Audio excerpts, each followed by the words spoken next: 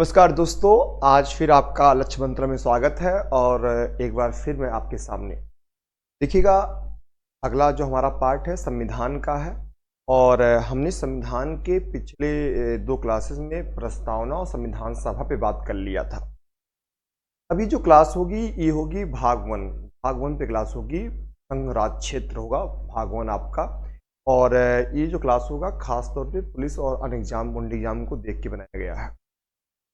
इसमें हम कुछ क्वेश्चन आपको सॉल्व कराएंगे, लेकिन क्वेश्चन सॉल्व कराने से पहले कुछ बेसिक कॉन्सेप्ट पे बात कर लेते हैं कि कॉन्सेप्ट क्या क्या है, भाग वन का क्या क्या मतलब में कौन कौन से नए नए कॉन्सेप्ट होते हैं।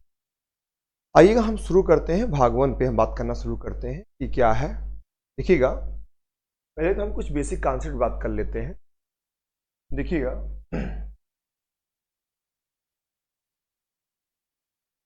आपका जो भाग वन है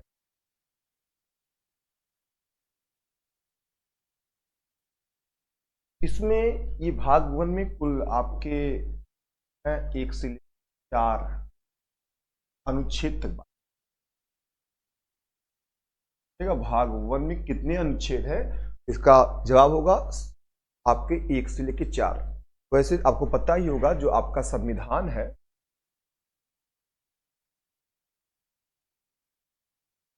तो आपका संविधान है, इस संविधान में अगर हम बात करें तो कुल जो भाग है, टोटल भाग है 22 भाग की अगर बात कर लें, भाग जो है 22 है। और अगर हम बात करें तो इसमें 12 अनुसूची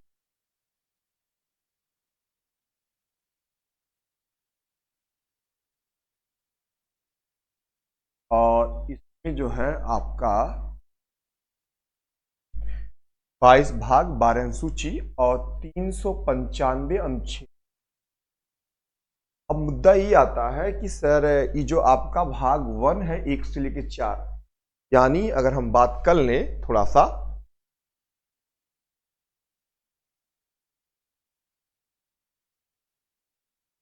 तो इसमें देखिएगा अनुच्छेद वन जो है, अनुच्छेद वन संविधान का, देखिए ना, हमारे संविधान की एक अलग विशेषता है। दुनिया के जितने भी संविधान है, उस संविधान को जब पढ़ा गया, देखा गया, समझा गया, तो हमारे संविधान की एक अलग फीचर निकल के सामने आती है। हमारे संविधान में कुछ अलग बातें की गई है, अलग चीज़ों से समझा गया है, और जो बात की गई है वो आप समझ पाएंगे कि क्या क्या बातें की गई है, कैसे कैसे बातें की। आइएगा हम समझते हैं चीज़ों को लेकर। अनुच्छेद 1 के बारे में समझते हैं। क्या कहता है कि भारत जो होगा, भारत राज्यों का संघ होगा। भारत जो होगा वो राज्यों का संघ होगा।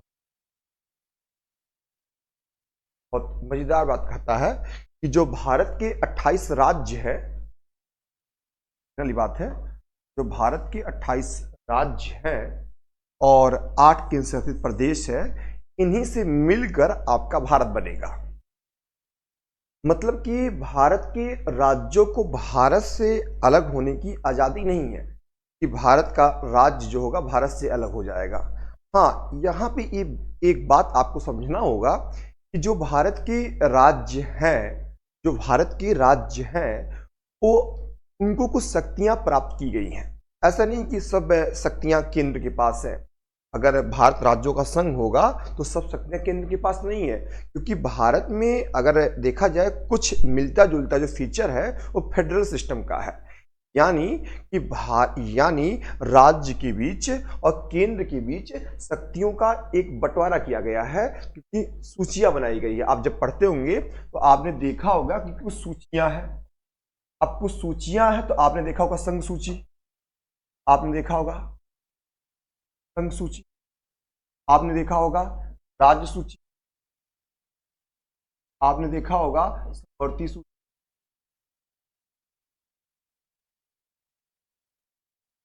तीन सूचियां हैं। तो इसके मतलब कि राज्य और केंद्र की भी शक्तियों का बंटवारा किया गया है।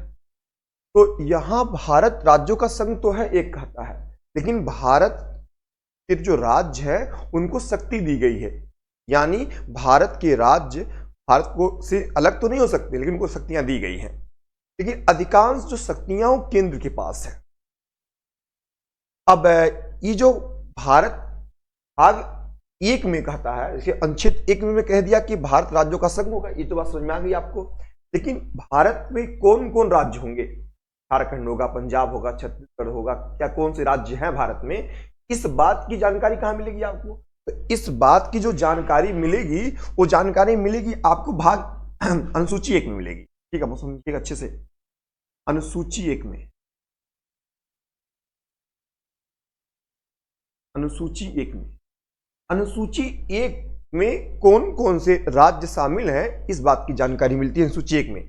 और भाग एक कहता, अनुच्छेद एक कहता है कि भारत जो होगा राज्यों का संघ होगा। यहां तक बात समझ में आ रहा होगा। और दूसरी बात, भारत के जो राज्य है उनको भारत से निकलने की आजादी नहीं है कि अलग जाके अपना कोई देश बना ले। अनुच्छेद जो दो कहता है, आप समझ पाएंगे अनुच्छेद दो क्या कहता है, इस बात को समझिएगा आप।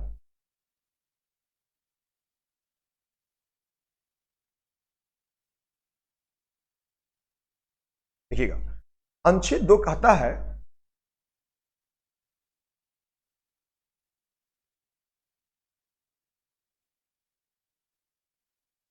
कि कोई भी विदेशी राज्य भारत में मिल सकता है। यानी सर, जैसे एक एग्जाम्पल समझते हैं तो आपको अच्छा समझ में आएगा। सिक्किम की अगर हम बात कर लें तो सिक्किम भारत का हिस्सा नहीं था। अच्छा, तो सिक्किम भारत का हिस्सा नहीं था तो क्या था? वो अपना अलग एक प्रांत था। तो सिक्किम ने अपनी बातें जाहिर की कि मुझे भारत में मिलना है। तो ऐसा नहीं है कि अगर कोई विदेशी राज्य या विदेशी क्षेत्र चाह रहा कि भारत में हम मिल जाए तो मिल जाएगा, ऐसे नहीं है। उसके लिए प्रधानमंत्री कोई पावर नहीं है कि तुरंत तो मिलवा लेगा। उसके लिए क्या होता है, संसद में प्रस्ताव रखिए। अगर कोई विदेशी राज्य चाह रहा है तो भारत में मिलने के लिए, उसके लिए एक नियम बनाया गया, एक प्रोसेस उसके लिए है कि क्या होगा। जैसे कि अगर मान लीजिए मोदी जी चाह रहे हैं, मोदी जी चाह रहे हैं कि बलूचिस्तान, पाकिस्तान का एक प्रांत बलूचिस्तान, की भारत का हिस्सा बन जाए, और वो भी चाह रहा कि हम भारत का हिस्सा बन जाए, बलूचिस्तान भी चाह रहा है हम भारत का हिस्सा बन जाए। तो उसके लिए नियम क्या होता है? उसके लिए संसद में प्रस्ताव रखा जाता है। बस यहां समझने वाली बहुत इंपॉर्टेंट बात है यहां पर दोस्तों। होता क्या है कि जैसे बलूचिस्तान को भारत में मिलाना है, उसके लिए नियम क्या बनाया गया है कि जो राष्ट्रपति होगा, प्रधानमंत्री की सिफारिश पर, मतलब राष्ट्रपति जो होगा, ठीक है, जो आपका राष्ट्रपति है, जो आपका राष्ट्रपति होगा, वो क्या करेगा, एक प्रस्ताव रखेगा कि उस प्रस्ताव में लिखा रहेगा कि बलूचिस्तान भारत का हिस्सा बनना चाहता है, सब कुछ बाकायदे लिखा होगा, और उस प्रस्ताव को संसद में रखा जाएगा। यानी लोकसभा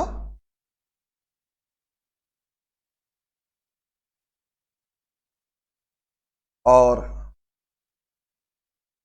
राज्यसभा, लोकसभा और राज्यसभा, बात को अच्छे दिमाग में रखिएगा। मतलब कि जो राष्ट्रपति होगा एक प्रस्ताव लेके आएगा। यहां पे जो सबसे इंपॉर्टेंट बात है, पहले ही राष्ट्रपति से अनुमति ले ली जाती है, क्योंकि प्रस्ताव कौन रख रहा है? राष्ट्रपति रख रहा है, तो पहले ही अनुमति ले ली जाती है। तो वो राष्ट्रपति क्या करता है, लोकसभा राज्यसभा में उस प्रस्ताव को रखता है कि हम बलूचिस्तान को मिलाना चाहते हैं। उसके बाद क्या होगा, लोकसभा और राज्यसभा इस प्रस्ताव को या इस विधेयक को, जो भी कह सकते हैं, ऐसे लिख लीजिएगा, इस विधेयक को, बिल्कुल इस विधेयक को अगर साधारण बहुमत से, अगर साधारण बहुमत से अगर पास कर देता है, बात समझिएगा, अगर साधारण बहुमत से पास कर देता है तो वह प्रांत या क्षेत्र भारत में मिल सकता है। सबसे इंपॉर्टेंट बात यह है कि जो विधेयक प्रस्ताव लेके आया जाता है वो राष्ट्रपति के द्वारा लेके आया जाता है।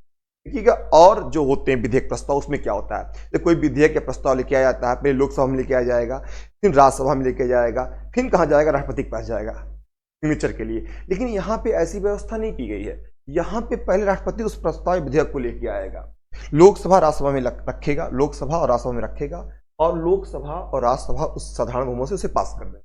अब साधारण बहुमत क्या होता है, यहाँ पर लोकसभा और राज्यसभा में, जैसे मान लीजिए लोकसभा में आपके जो इस समय एमपी हैं 543 है।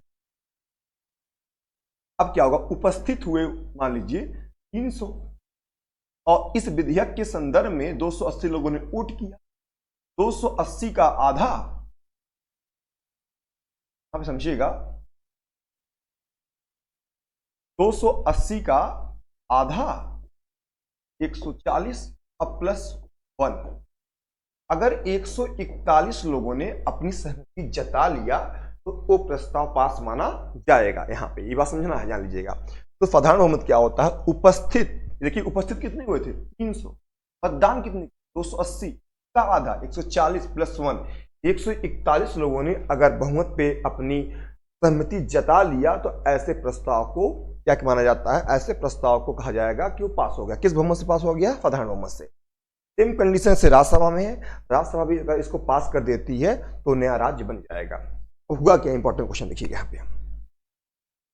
तो सिक्किम की हम बात कर रहे थे, सिक्किम भारत का हिस्सा था नहीं, तो सिक्किम को क्या किया गया, संविधान में संशोधन किया गया। पहले संसद से पास करवा लिया गया विधेयक को, और फिर क्या किया गया, संविधान में संशोधन किया गया। तो 35वां संविधान संशोधन, संविधान 35वां संविधान संशोधन 1974 में, 35वां संविधान संशोधन 1974 के द्वारा सिक्किम को भारत में विलय कर लिया गया। यहां बच्चों को बड़ा कंफ्यूजन होता है, विलय किया गया है, और आगे चलकर फिर संशोधन किया जाएगा। आगे चलकर 36वां संविधान संशोधन 1975 में सिक्किम को राज्य का दर्जा दे दिया गया। सिक्किम को राज्य का दर्जा दे दिया गया। अगर कोई पूछेगा आपसे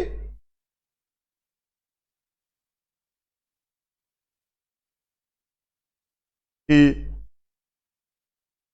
सिक्किम को राज्य का दर्जा कब दिया गया, तो 36वां संविधान संशोधन 1975 के द्वारा।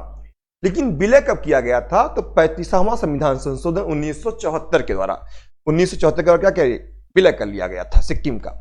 अब जो यहां इंपॉर्टेंट बात है, पहले विलय किया गया ना, आपको है तो पहले विलय किया गया है।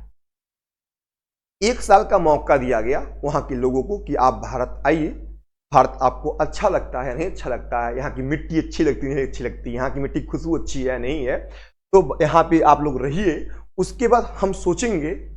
मतलब कि हम, मतलब क्या, सिक्किम के लोगों ने कहा उसके बाद हमको अगर अच्छा लगेगा तो हम भारत में रहेंगे। तो 1 साल तक उन्होंने रहा, 74 में विलय किया गया था।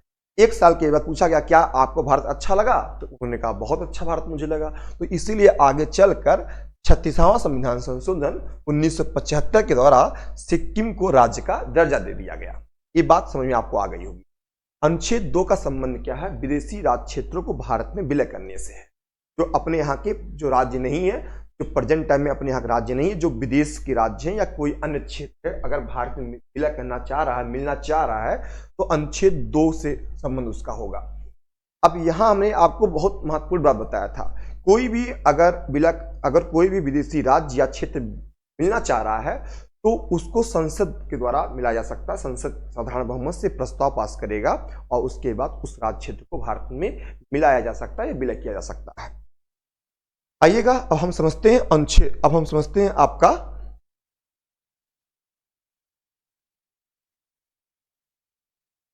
जो हमको समझना है, हम समझते हैं अनुच्छेद 3।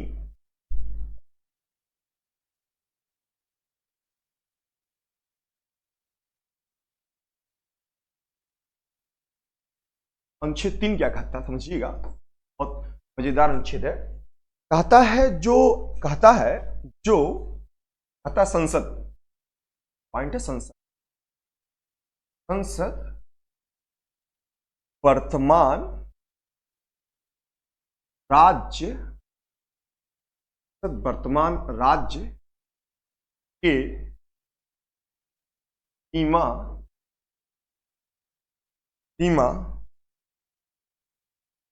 को बढ़ा सकता है या हटा सकता है। अगला, संसद उस राज्य का नाम बदल सकता है। राज्य का नाम क्या कर सकता है? बदल सकता है। ठीक है, मतलब संसद उस राज्य की सीमा को बढ़ा सकता है, घटा सकता है, उस राज्य का नाम बदल सकता है और उस राज्य को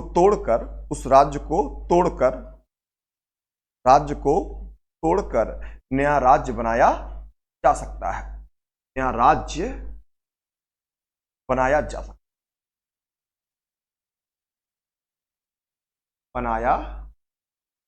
सकता है।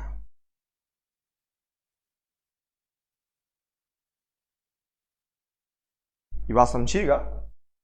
कहता क्या है कि जो आपका अनुच्छेद 3 क्या कहता है, संसद वर्तमान राज्य की सीमा को बढ़ा सकता है, घटा सकता है, उसका नाम बदल सकता है, उस राज्य को तोड़कर नया राज्य बना सकता है। ये सब कुछ कौन कर सकता है? संसद कर सकता है। लेकिन कैसे? इसके लिए सेम प्रोसेस वही है। सेम प्रोसेस क्या है कि राष्ट्रपति जो होगा प्रस्ताव लेके आएगा। राष्ट्रपति क्या करेगा? एक प्रस्ताव लेके आया, मान लीजिए कि हमको ना यूपी को तोड़ना है और यूपी को तोड़कर पूर्वांचल बनाना है, तो इस पे लिखा रहेगा कि यूपी को तोड़कर पूर्वांचल बनाया जाएगा इस प्रस्ताव पर। उसके बाद ये जो प्रस्ताव होगा, इस प्रस्ताव को संसद में रखा जाएगा और इसकी एक कॉपी जिस राज्य को तोड़ना है उस राज्य की विधानसभा में भेज दिया जाएगा और विधानसभा उस प्रस्ताव को 14 दिन के अंदर वापस करेगा। अब क्या होगा? संसद ने पास कर दिया कि यूपी को तोड़ दिया जाए। मान लीजिए लोकसभा और राज्यसभा ने इसको साधारण बहुमत से, सिंपल मेजॉरिटी से इसको पास कर दिया। अब पास करने के बाद, पास कर दिया संसद ने इसको, पास करने के बाद अब जो प्रस्ताव विधानसभा में गया था, यूपी की विधानसभा में गया था, यूपी की सरकार अगर ना बोल रही है या हाँ बोल रही है, मतलब ना बोल रही है तो भी तोड़ दिया जाएगा, हाँ बोल रही है तो भी तोड़ा जाएगा। हम बस मतलब इतना है कि उस राज्य को बता दिया जाता है कि हम आपके राज्य को तोड़कर एक अलग नया राज्य बनाना चाहते हैं। मतलब यहां भी प्रोसेस सेम वही है कि संसद क्या होगा, राष्ट्रपति उस विधेयक को लोकसभा राज्यसभा में रखेगा और अगर संसद ऐसे विधेयक को सिंपल मेजॉरिटी से पास कर देता है तो उस राज्य को तोड़ा जा सकता है। लेकिन उसकी उस विधेयक का एक कॉपी कहां जाएगा? उस राज्य की विधानसभा में जाएगा। ये बात इंपॉर्टेंट है। हाँ, यहां विधानसभा की सहमति बिल्कुल नहीं जरूरी है। अगर विधानसभा चाह रहा है नहीं तोड़ा जाए तो ऐसा कुछ नहीं माना जाएगा, क्योंकि यहां खाली तो सूचित किया जाता राज्य को। तो ये कहता है मतलब कि संसद को अगर नया राज्य बनाना है या सीमा को चेंज करना है तो किस बहुमत की जरूरत पड़ती है, यहां भी जाना जरूरी है। तो साधारण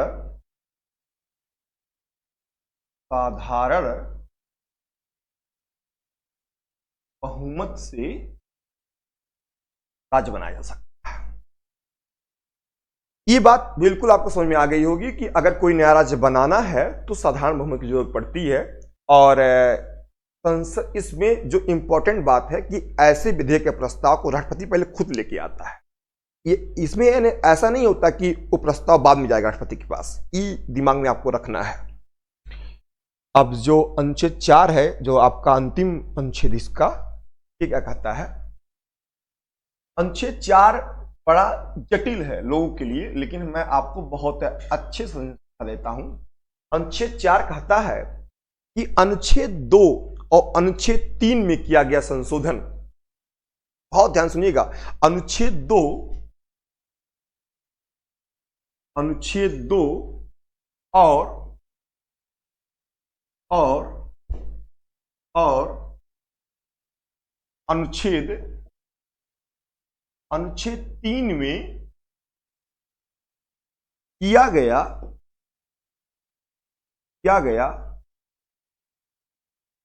संशोधन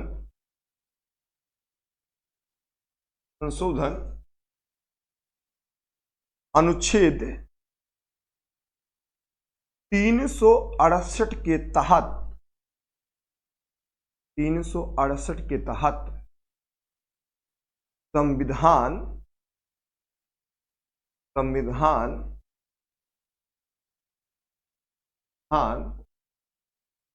संशोधन नहीं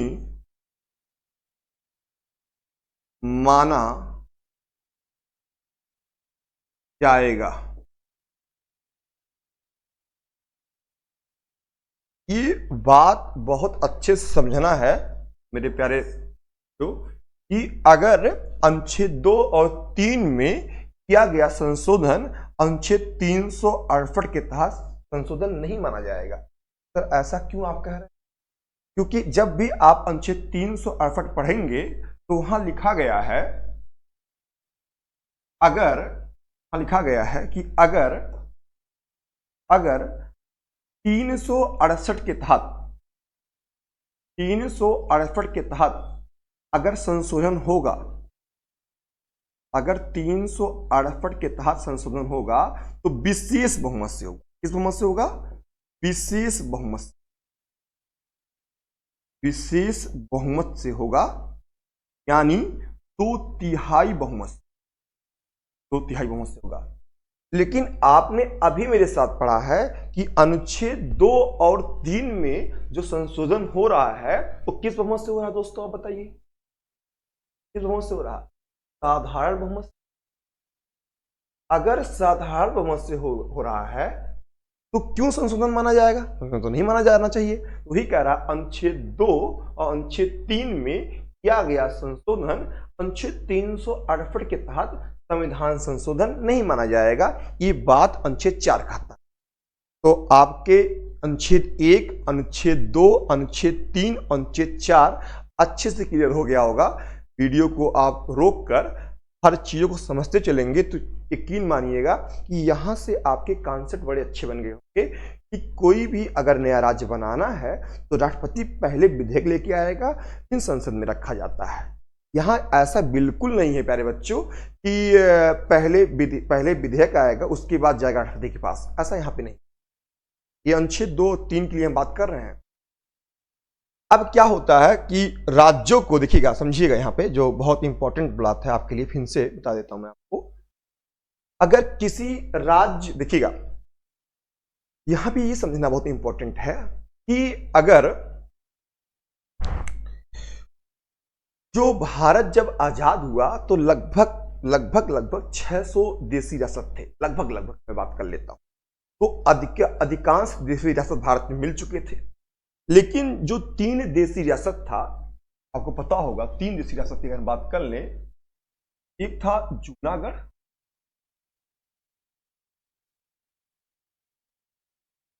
जूनागढ़, दूसरा था आपका हैदराबाद,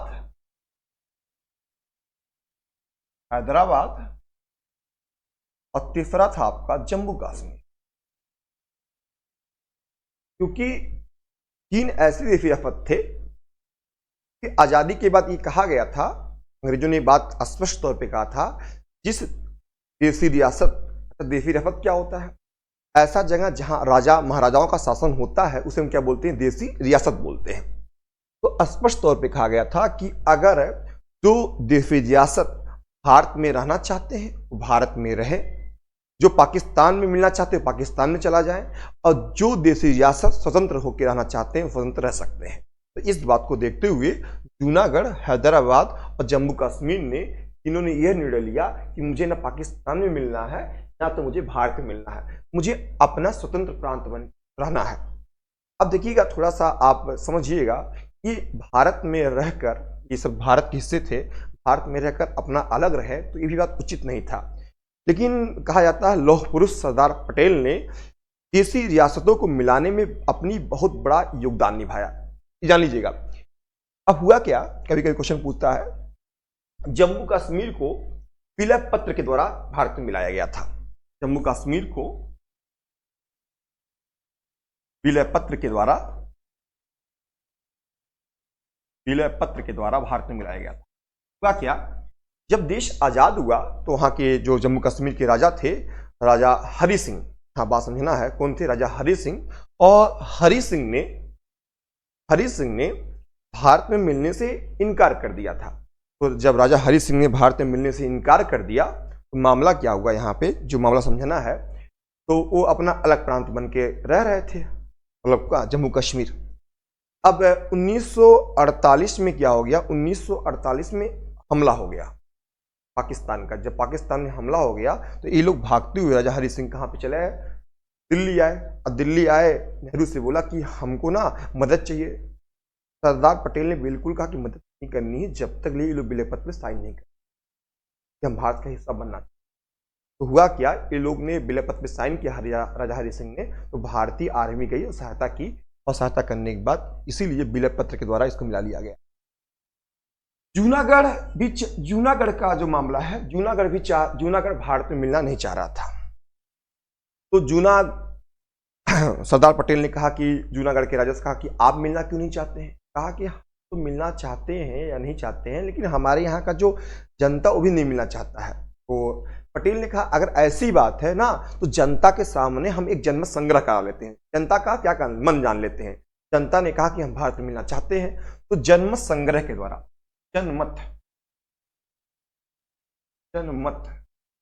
संग्रह के द्वारा मिला लिया गया। हैदराबाद ने कहा बिल्कुल हम भारत में नहीं मिलेंगे, कुछ भी हो जाए भारत में मिलना हम नहीं चाहेंगे। तो इसीलिए इसमें क्या हुआ कि हैदराबाद को भारत में मिला लिया गया था। किसके द्वारा मिला लिया गया था, ऑपरेशन पोलो के द्वारा।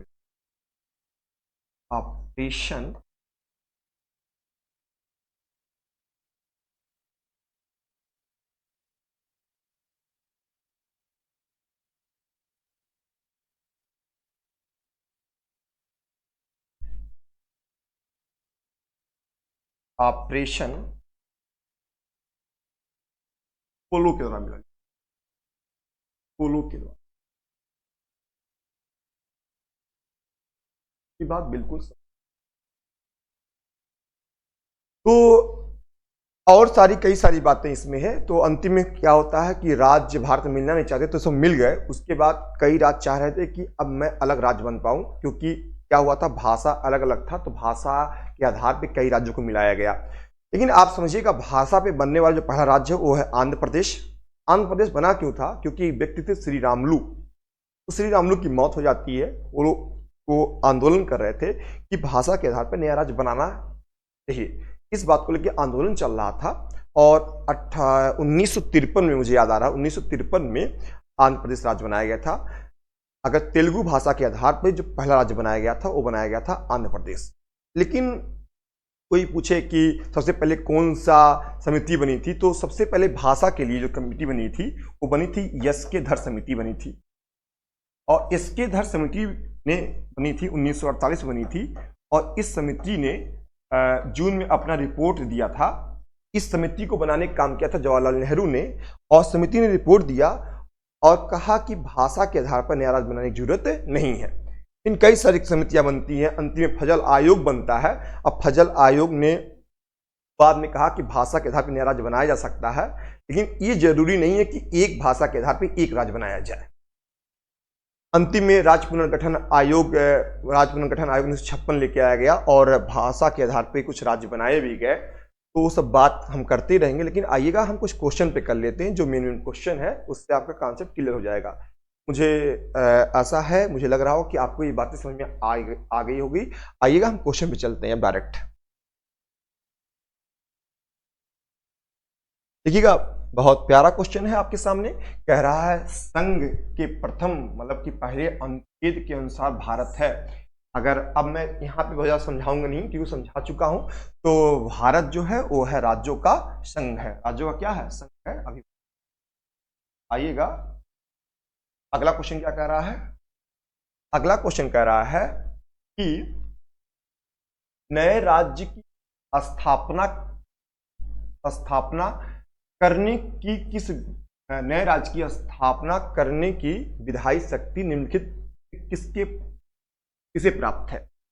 अगर हम बात कर लें तो अभी बताया है नया राज्य जो बनेगा वो किसके बनेगा, कैसे बनेगा? तो संसद के द्वारा बनेगा। अभी बताया कैसे बनेगा, वीडियो को आप आगे देखिएगा। अगला देख पाएंगे आप। अगला क्वेश्चन क्या कह रहा है? कह रहा नया राज्य बनाने में संवैधानिक संशोधन के लिए कैसा बहुमत चाहिए? अभी क्लास में बताया हूं कि नया राज्य बनाने के लिए जो बहुमत चाहिए वो कैसा चाहिएगा? साधारण बहुमत। बिल्कुल बात आपको। अगला कह रहा है भारत में राज्य पुनर्गठन आयोग की संस्तुति के आधार पर राज्यों का पुनर्गठन किस वर्ष किया गया था? तो यहां जो आंसर हो जाएगा आपका, वो आंसर हो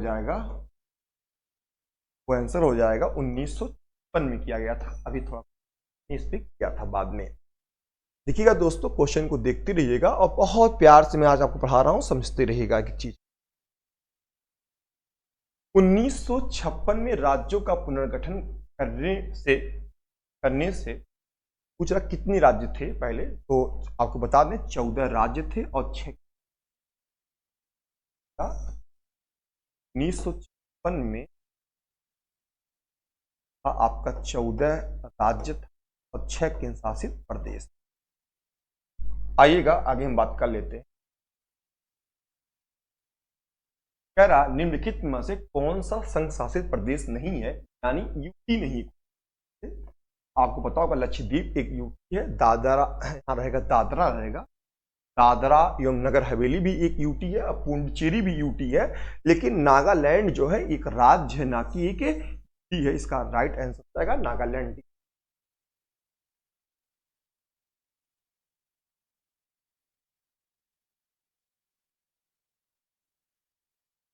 कह रहा है कि भारत के संविधान का कौन सा अनुच्छेद भारतीय संसद को भारत में एक नया राज्य के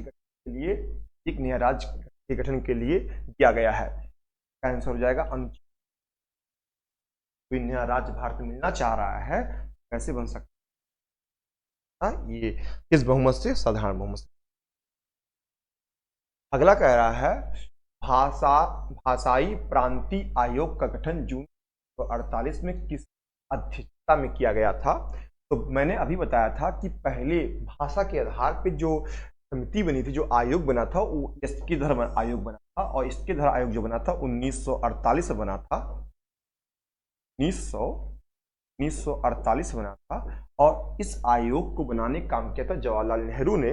और बाद में इस आयोग ने अपना रिपोर्ट दिया और रिपोर्ट में ये बात कहा गया कि भाषा के आधार पर नया राज्य नहीं बनाया जा सकता, प्रशासनिक आधार पर नया राज्य बनाया जा सकता है। ये इसकेधर कहा था। आगे बनेगा आपका फजल अली आयोग बनेगा, 1953 में बनेगा ये आयोग बनेगा। तो कई सारे आयोग बने थे, आगे हम बात करते रहेंगे। लेकिन इसका जो राइट जवाब हो जाएगा वो हो जाएगा सी। निम्नलिखित में से स्वतंत्र भारत का वह पहला राज्य कौन सा है जो केवल भाषाई आधार पर बनाया गया था? भाषाई आधार पर बनाया जाने वाला जो पहला राज्य है वो है आंध्र प्रदेश। और आंध्र प्रदेश का बनाया गया था 1953 में बनाया गया था। और किस भाषा के आधार पर बनाया गया था? तेलुगु भाषा के वाला पहला राज्य, तेलुगु भाषा के आधार पर बनने वाला पहला राज्य। बात बिल्कुल कीजिएगा, ये लग गया है। आगे देखिएगा क्या कहता है। अगला क्वेश्चन है आंध्र प्रदेश पुनर्गठन विधेयक राष्ट्रपति द्वारा अनुमोदित तथा हस्ताक्षर कब किया गया था? बड़ा ही इंपॉर्टेंट है, देखिएगा। क्वेश्चन कह रहा आंध्र प्रदेश जो विधेयक था आपका, आंध्र प्रदेश जो वाला विधेयक था, ये कब किया गया था? तो इसका जो सही जवाब हो जाएगा, बता दें, इसमें नहीं पूछा राज्य कब बना, क्योंकि आपको पता होगा आंध्र प्रदेश को छोड़कर 2 जून 2014 में, डेट याद आ रहा है, 2014 में तेलंगाना बनाया गया था। तेलंगाना बनाया गया था। तो लेकिन पूछ रहा अनुमोदित तथा हस्ताक्षर कब किया गया था? तो मार्च 2014। ये भी देख लीजिएगा आप दोस्तों, हाँ ये भी इंपॉर्टेंट चीज आपके लिए। बहुत बच्चों को शिकायत होता है कि सर नहीं।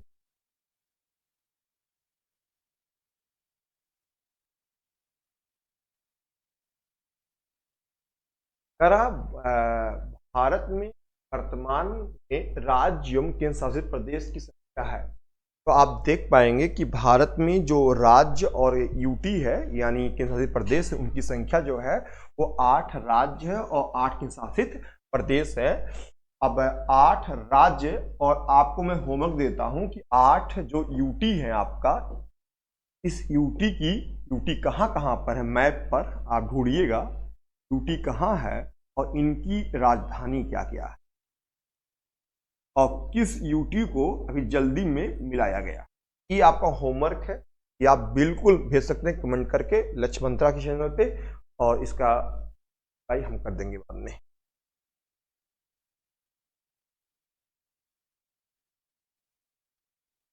कह रहा है, देखिए बहुत प्यारा सा क्वेश्चन है। बंबई प्रांत को गुजरात एवं महाराष्ट्र में विभाजित किया गया था।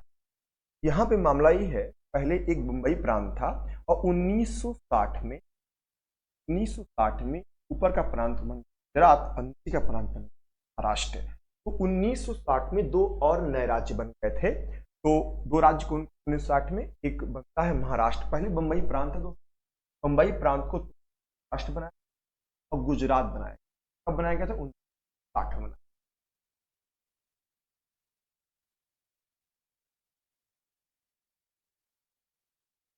कह रहा है भारत का संविधान भारत को कैसे वर्णित करता है? राज्य मंडल में, राज्यों का संघ का, महासंघ में। अभी बताया हूं कि भारत का जो राज्य कहता है, भारत जो राज्यों का संघ है, करता राज्यों के संघ में। आगे आप देख पाएंगे, आगे कहता है भारतीय संघ में किस राज्य सम्मिलित करने का अधिकार नहीं है? भारतीय संघ में किसी राज्य को सम्मिलित करने का अधिकार नहीं है। भाई सम्मिलित करने का अधिकार किसे है?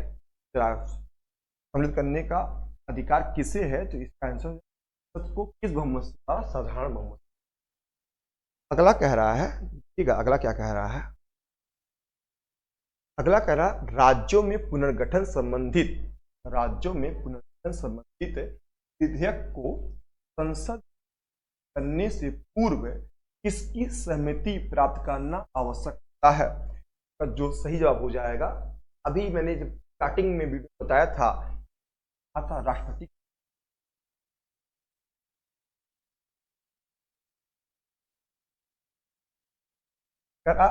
अन्य राजवाड़ों के भारत में विलय के बाद इन 3 राज्यों में भारत शामिल होना विलंबित किया। तो आपको बताया था अभी, जूनागढ़, हैदराबाद, जम्मू कश्मीर। हैदराबाद, जम्मू कश्मीर जो थे 3 जो राजवाड़े थे तो बाद में मिलाया गया था। ऑपरेशन पोलो के द्वारा हैदराबाद को, संग्रह के द्वारा जूनागढ़ को और बिलपत्र के द्वारा जम्मू लाने में सरदार वल्लभ भाई पटेल का योगदान।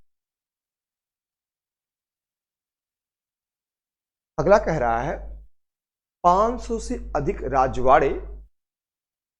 राजवाड़ों के भारत में विलय के लिए कौन उत्तरदायी है? इसका जो राइट जवाब हो जाएगा सरदार वल्लभ भाई पटेल। अगला जो क्वेश्चन देख पाएंगे, इस सब अभी मैं बताया हूं इसलिए ज्यादा चर्चा नहीं कर पा रहा हूं इस पे, क्योंकि क्वेश्चन को पढ़िएगा। क्वेश्चन बहुत ही इंपॉर्टेंट है, जान लीजिएगा। ये क्वेश्चन जो है आपका बहुत ही इंपॉर्टेंट है, आप देख पाएंगे। कह रहा संविधान के परिवर्तन राज्यों को 4 श्रेणी में बांटा गया। इन श्रेणी किया गया का जो राइट जवाब हो जाएगा 1956 में समाप्त कर दिया गया था। जब राज्य पुनर्गठन आयोग बन गया तो उसको समाप्त कर दिया गया था।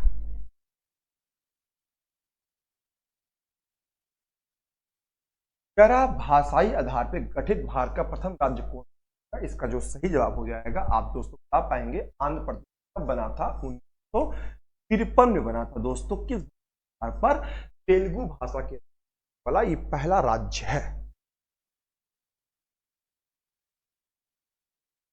कह रहा था सर्वप्रथम भाषा के आधार पर आंध्र प्रदेश राज्य का गठन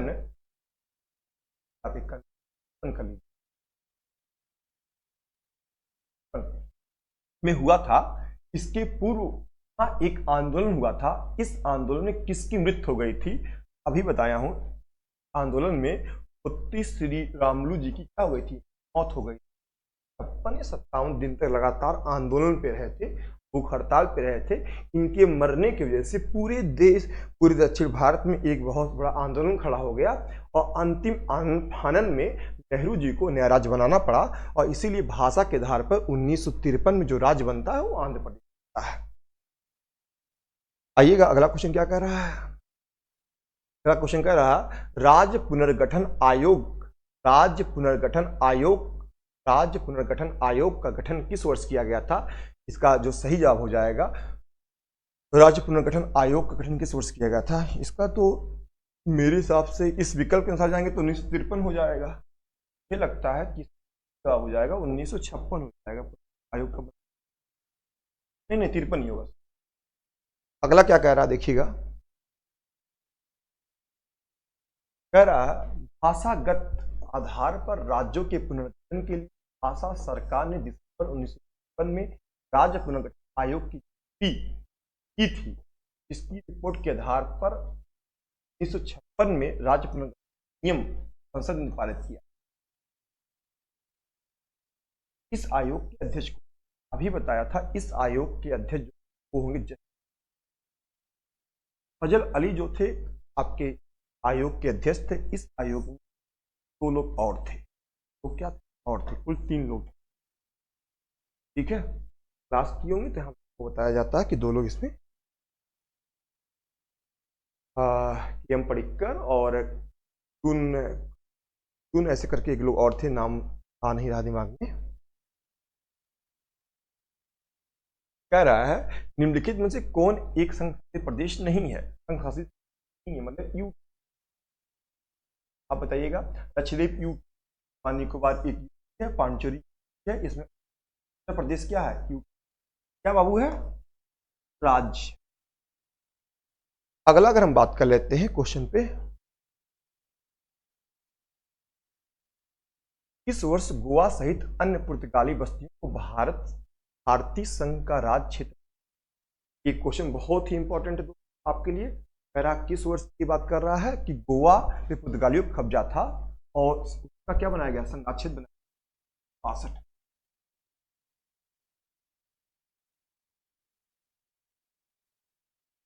कह रहा किस संवैधानिक संशोधन के अंतर्गत सिक्किम को भारत का एक सह राज्य बनाया?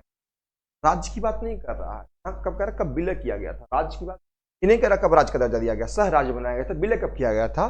तो आपको याद होगा 35वां संविधान 1900, एक मिनट जल्दी 1900 और दर्जा कब दिया गया था? 36वां संविधान 1975 में सिक्किम को राज्य का दर्जा दे दिया।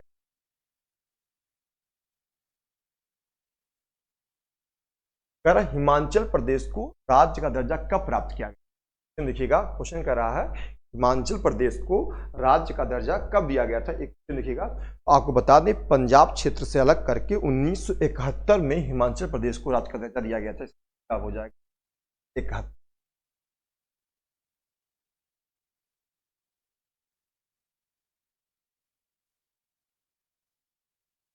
कह रहा भारतीय संघ में शामिल किया गया 28 राज्य कौन था? देखिएगा 28वां, देखिएगा 25 26 27 26वां जो राज्य था, 23वां राज्य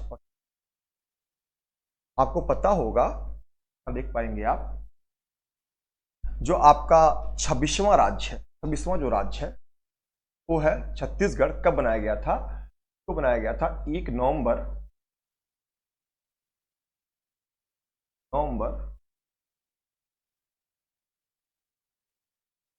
झारखंड को बनाया गया था 15 नवंबर 2000 में। और उत्तराखंड को बनाया गया था 9 नवंबर 2000। तो ये हो जाएगा आपका 26वां, ये हो जाएगा 27वां, ये हो जाएगा 28वां। तो इसका जो सही जवाब हो जाएगा वो हो जाएगा आपका ऑप्शन नंबर।